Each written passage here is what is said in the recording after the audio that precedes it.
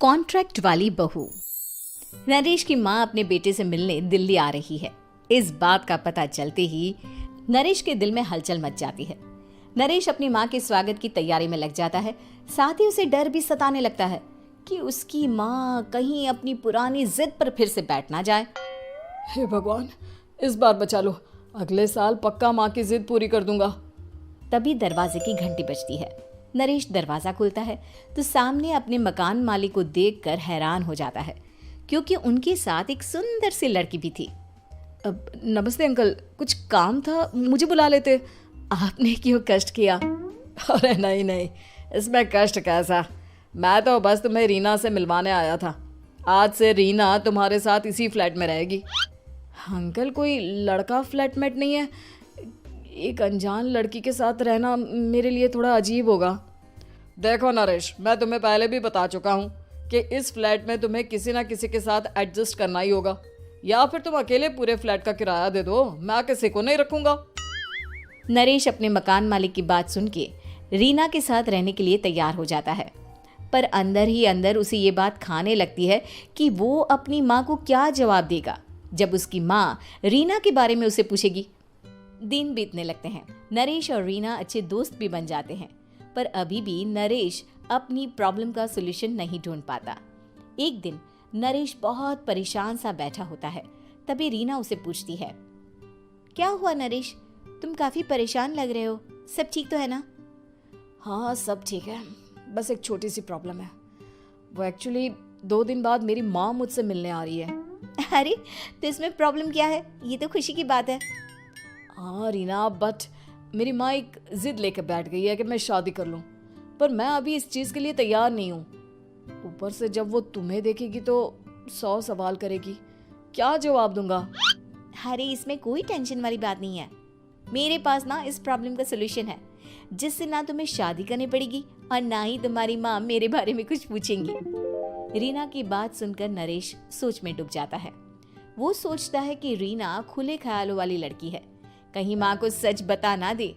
नरेश को सोच में डूबा देखकर रीना कहती है, अरे क्या हुआ, किस सोच में पड़ गए?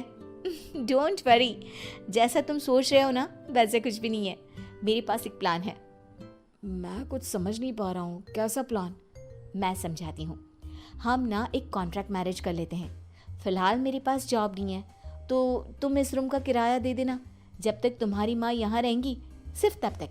और तुम अपनी माँ से कह देना कि मैं तुम्हारी पत्नी हूँ, इससे वो मेरे यहाँ रहने पर कोई सवाल भी नहीं करेंगी। अरे बात तुम्हारी ठीक है, पर माँ से झूठ बोलना, ना ना बाबा, मैं ये रिस्क नहीं ले सकता। कोई और आइडिया दो ना तुम। देखो मंजूर हो तो बोलो, वरना सच बता दो, मुझे कोई प्रॉब्लम नहीं है। रीना की बात सुनकर नरेश सोच में डूब जाता है। बहुत सोचने के बाद जब उसे कोई रास्ता नहीं मिलता तो वो रीना के बताए हुए रास्ते पर चलने के लिए तैयार हो जाता है। वो रीना से बात करता है और अपनी माँ की पसंद और नापसंद के बारे में बताता है। रीना भी नरेश की सभी बातों को ध्यान से सुनती है, ताकि कहीं उससे कोई गलती ना हो जाए। आखिर वो दिन भी आ जाता है जब नरेश की माँ उससे मिलने दिल्ली आ जाती है। नरेश अपनी माँ को फ्लैट पर लेकर जाता है। जैसे ही नरेश की माँ फ्लैट के अंदर जाती है, रीना उसके पैर छू लेती है। ये देखकर नरेश की माँ थोड़ी घबरा जाती है और नरेश से पूछती है, अरे बेटा नरेश, ये कौन है? माँ ये आपकी बहू रीना है। माफ़ी चाहता हूँ, सब कुछ इतनी जल्दी में हुआ कि आपको बता ही नहीं पाया, इसलिए सोचा कि क्यों ना आपको सरप्राइज दिया जाए। अरे बेटा, मैं तो बस तेरा घर बसा हुआ देखना चाहती थी। हाँ, बहुत अरमान थे अपनी इकलौते बेटी की शादी को लेकर, लेकिन कोई बात नहीं, शायद किस्मत को यही मंजूर होगा। ये कहते ही नरेश की माँ रीना को गले लगा लेती है। रीना बेटिया, मेरा बेटा ना थोड़ा नादान है, पर तुम काफ़ी समझदार लगती हो, और मैं जानती हूँ कि तुम इसका बहुत अच्छे से ध्यान रखोगी। माँ आप चिंता मत कीजिए, मैं सब संभाल लूंगी। नरेश की माँ अपने बहू और बेटे के साथ खुशी खुशी रहने लगती है। दिन बीतने लगते हैं। नरेश की माँ और रीना का रिश्ता बहुत मजबूत होता चला जाता है।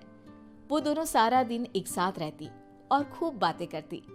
इधर साथ रहते रहते नरेश और रीना भी एक दूसरे से प्यार करने लगते हैं। दोनों को इस बात का एहसास हो जाता है, फिर भी वो इस बात को छुपा कर ही रखते हैं। एक दिन नरेश की माँ और रीना शादी के बारे में बात करने लगते हैं। रीना बिटिया, ये तो नरेश ने मुझे बिना बताए शादी कर ली, वरना मैं तो अपनी इकलौती बेटी की शादी इतनी धूमधाम से करती कि सारी दुनिया देखती रह जाती। अच्छा माँ, आप ऐसा भी क्या करती नरेश और मेरी शादी में जो दुनिया देखती रह जाती? अरे बिटिया, एक माँ के अरमान तुम अभी नहीं समझोगी। मैं तो अपनी बहू को एक रानी की तरह लेकर आती और शादी भी बिल्कुल शाही अंदाज में करती, पर मेरे तो सारे अरमान ऐसे ही रह गए। खैर, मुझे तो अपने बेटे और बहू की खुशी चाहिए बस। ये कहते हुए नरेश की माँ की आंखों में आंसू आ जाते हैं। रीना भी ये सुनकर ख्यालों में खो जाती है, क्योंकि वो भी मन ही मन खुद को नरेश की पत्नी और उसकी माँ की बहू मानने लगी थी।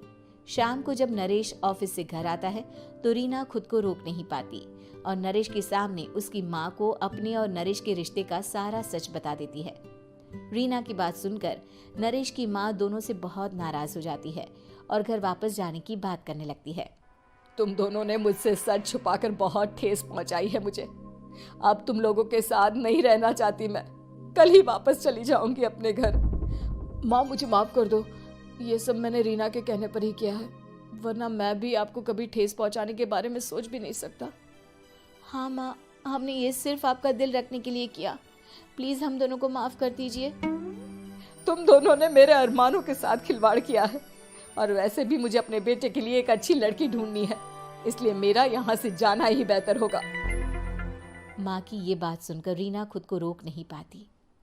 माँ, क्या मैं आपके घर की बहू बनने लायक नहीं हूँ? रीना की बात सुनकर नरेश हैरान रह जाता है। नरेश की माँ भी कुछ समझ नहीं पाती। मैं कुछ समझी नहीं, आखिर तुम कहना क्या चाहती हो? माँ, मैं वो नरेश से बहुत प्यार करती हूँ और साथ ही साथ मैं आपको भी अपनी माँ मान बैठी हूँ।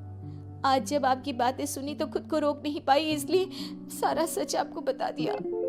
रीना की बात सुनकर नरेश की माँ की आंखों में आंसू आ जाते हैं और वो अपने बेटे नरेश और रीना को गले लगा लेती है। मेरे घर की बहू तो सिर्फ रीना बिटिया ही बनेगी।